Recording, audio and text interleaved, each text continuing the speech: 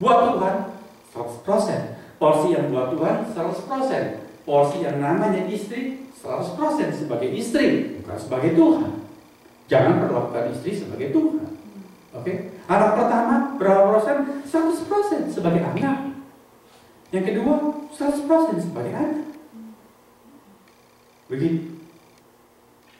Saudara-saudara, marilah kita belajar sedemikian.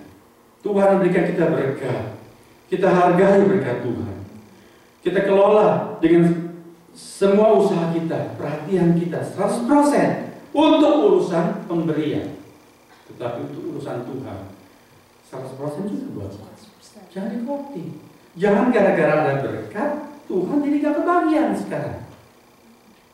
Saya pernah ceritakan bukan?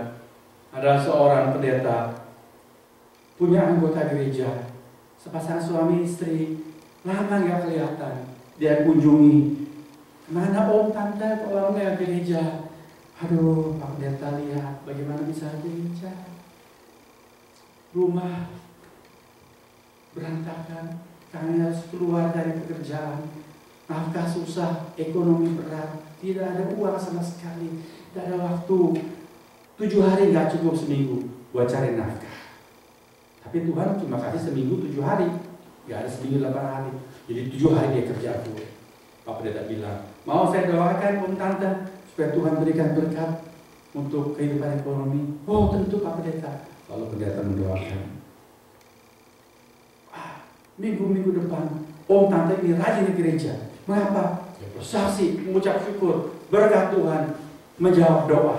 Sekarang mereka dapat pekerjaan yang baik. Istri di rumah bisa buka warung kecil-kecilan. Wah sudah cukup penghasilan. Sudah berapa bulan kemudian om tante gak kelihatan lagi. Dikunjungi lagi dengan Pak Pendeta. Mana? Waduh Pak Pendeta lihat. Sekarang warung sudah di toko. Pagi-pagi orang sudah gedor-gedor. Malam saya mau tutup pun gak bisa tutup. Orang begitu banyak. Bagaimana bisa gereja? Wah Pak Pendeta bilang, berkat Tuhan luar biasa banyak ya Om Tante. Betul Pak Pendeta, luar biasa banyaknya. Mari kita berdoa. Om Tante, saya doakan Om Tante kesian repot ngurusin berkat Tuhan. Saya mau doa supaya Tuhan kurangi berkat-berkat. Saudara, apakah perlu sampai Tuhan mengambil kembali berkat-berkat yang mengurangi supaya kita cukup waktu buat Tuhan? Apa yang membuat satu orang ini berbeda dari 9? Satu hal. 9 orang itu mencintai pemberian-pemberian Tuhan lebih daripada Tuhan sang pemberi. Tetapi satu orang ini dapat berkat. Dia ingat, aku punya berkat ini. Sembuhlah aku memang. Karena apa? Kan dia tabib atas segala tabib, sang pemberian. Aku memang perlu pemberian ini. Tapi aku tidak mau terpikat sampai menjadikan pemberian ini berhala. Tetap dia adalah Tuhan sang pemberi. Aku mengasihi the giver more than the give. Itu penting.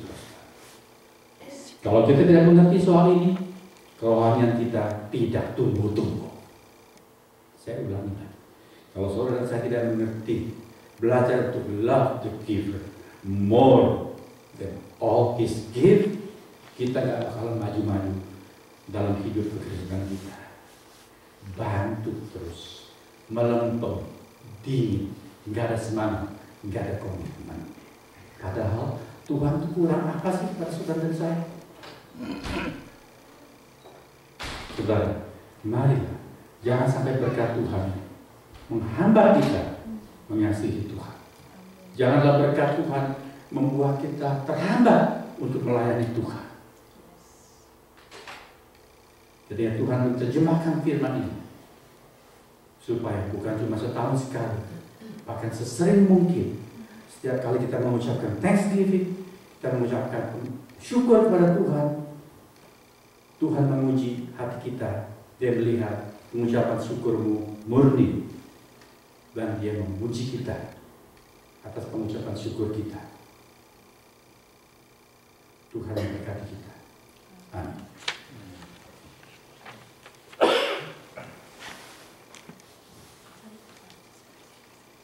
Mari kita berdoa.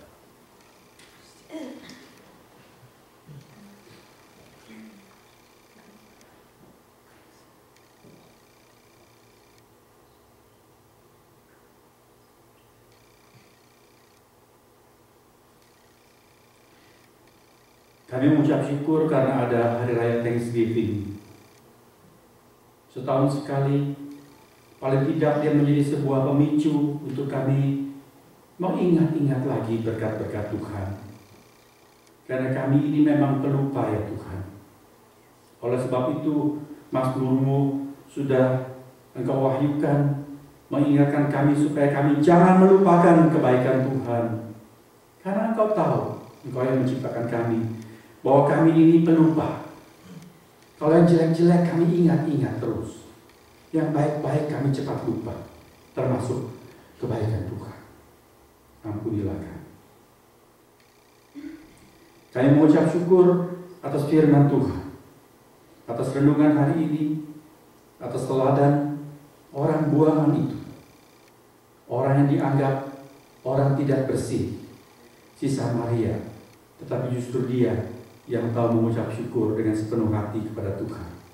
Dan bukan cuma dengan mulut, tapi perbuatannya membuktikan bahwa dia menggunakan berkat Tuhan sebagai bentuk pengucapan syukur, mengabdi kepada Tuhan, melayani Tuhan, memuliakan Tuhan. Ya Tuhan, kami mau belajar menjadi orang yang berbudi, tahu berterima kasih, mendekat kepada Tuhan bukan dengan rayuan gombal yang merayu-rayu, membujuk-bujuk Tuhan supaya Tuhan memberkati kami, berbaik-baik kepada Tuhan supaya Tuhan memberkati kami. Habis itu kami sibuk mengurusi berkat Tuhan, kurang waktu, kurang perhatian, kurang minat kepada Tuhan. Kalau begitulah sikap kami, apalah bedanya kami dengan penyembah-penyembah berhala yang sibuk menyiapkan, membuat